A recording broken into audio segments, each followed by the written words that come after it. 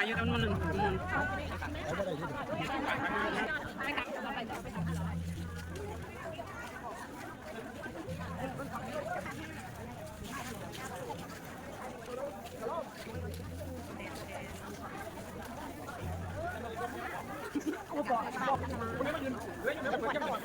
นไทยเนี่ย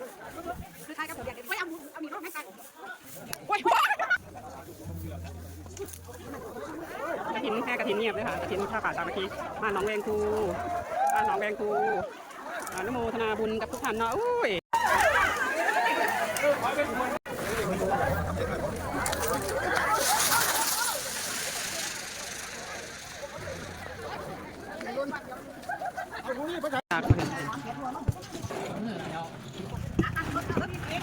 แผนกเสิร์ฟน้ำเย็นแล้วก็ซอยกันล่าซอยกันเดินทางกลับเนาะ